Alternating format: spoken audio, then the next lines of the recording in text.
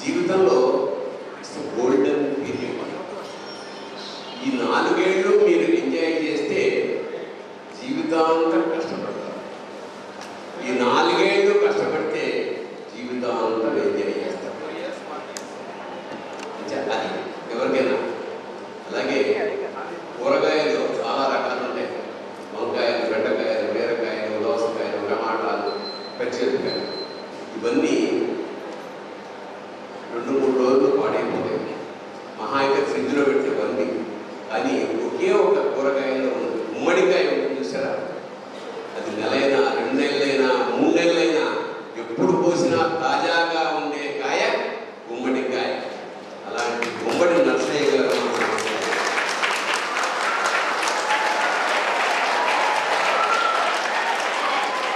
అటక మీద దాచిపెట్టుకోవచ్చు, దాన్ని అవసరం వచ్చినప్పుడు వాడుకోవచ్చు, పులుసులో వేసుకోవచ్చు, కూర చేసుకోవచ్చు, ఎట్లా చేసుకున్నా సరే సమాజానికి ఏ విధంగానైనా పనికొచ్చే ఒక అద్భుతమైన వ్యక్తి గుమ్మడి నర్సయ్య గారు. నేను నా జీవితంలో చాలా తక్కువ మంది మహానుభావులు, అంటే రాజకీయాలు ముఖ్యంగా, సత్యనపల్లిలో బావిలాల గోపాలకృష్ణయ్య గారు ఆయన ఉండేవారు, మహానుభావుడు. ఆయన బ్రహ్మచారి. ఆయన ఇంటికి తాళం కూడా లేదు. ఆయన ఇంట్లో ఒక మంచం, ఒక పడకుర్చీ, ఒక కుండ, అంతే. దక్షాలు. రాజకీయాల్లో దాదాపు 50 ఏళ్ళు పనిచేసిన బావిలాల గోపాలకృష్ణయ్య గారిని నేను పర్సనల్గా చూశాను. ఆ తర్వాత గుమ్మడి నరసయ్య గారికి వాళ్ళ సత్కారం అంటే కావాలని ఆయన చూడడానికి, ఆయన దర్శనం చేయడానికి, ఆయన పక్కన కూర్చోడానికి వచ్చాను. రాజకీయాల్లో ఉంటూ ప్రజాసేవ కోసమే, ప్రజల కోసమే జీవితాన్ని ధారపోస్తూ తను సామాన్యంగా, అంటే ఒక నిచ్చెన ఉంటుంది. నిచ్చెన యొక్క పని ఏమిటంటే ఎక్కి పైకి వెళ్ళిపోతారు, నిచ్చెన ఎక్కడే ఉండిపోతుంది. ఒక పడవ ఉంటుంది, ఆ పడవలో యుద్ధం నుంచి అవతల తీరం వెళ్ళిపోతాం, కానీ పడవ అక్కడే ఉండిపోతుంది. అలాంటి ఒక మహానుభావుడు నిజంగా ఇంకా ఈ రోజుల్లో, అంటే మనం బతుకుండగా కూడా ఇలాంటి మహానుభావులు ఉన్నారా అని ఒక్కసారి దర్శనం చేసుకుని, ఎందుకంటే ఇలాంటి వాళ్ళని ముట్టుకుంటే పుణ్యం మనకి. అలాంటి మహానుభావులు దర్శనం చేయడానికి మాత్రమే నేను ఇక్కడికి వచ్చాను. మీరందరూ ఈరోజు జరుపుకుంటున్నటువంటి కార్యక్రమం మీ అందరి సంతోషం కోసమని అనుకుంటే మీ ఇష్టం. కానీ రవి గారు ఎందుకో ఒక 2 సంవత్సరాల నుండి నన్ను ఇక్కడికి రప్పించుకోవడం కోసం చేసినటువంటి ప్రయత్నం మా అన్వేషు ఇందాకే చెప్పారు. నిజంగా రవి గారి అభిమానం, రవి గారితో ఉన్నటువంటి మీ అందరి అభిమానం ఏదైతే మొత్తాన్ని నన్ను ఇక్కడికి రప్పించింది. నేను భరణి గారు వస్తారని నాకు తెలియదు, కానీ నేను ఒక కళాకారుని,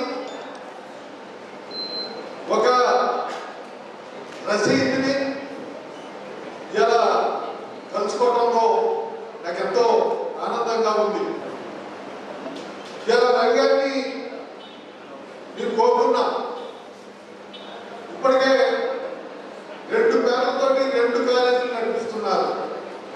జయప్రకాష్ నారాయణ పేరుతోటి ఇంజనీరింగ్, అబ్దుల్ కలాం పేరుతోటి పాలిటెక్నిక్.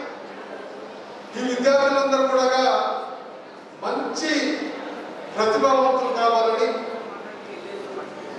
వాళ్ళు నేర్చుకున్నటువంటి చదువు దేశానికి, ప్రపంచానికి ఉపయోగపడే పద్ధతుల్లో ఉండాలనేది నా కోరిక. వాళ్ళ తల్లిదండ్రులు కూడా